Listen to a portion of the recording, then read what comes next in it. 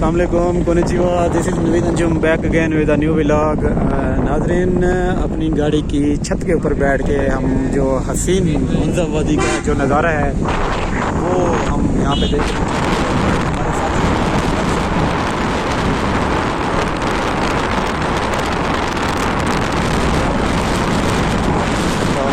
हमारे असद भाई हमारा इन्होंने बहुत साथ दिया है यहाँ पे ट्रैवलिंग के वाले से, हमारे टूर गाइड भी हैं और हम बहुत ही ज़्यादा इंजॉय कर रहे हैं। यहाँ पे काफ़ी ज़्यादा हवा है, हम एक्सप्लोर कर रहे हैं हुंज़ा वादी को and we are moving towards Attabad lake, जहाँ पे हमने जाके फिर बोटिंग भी करनी है।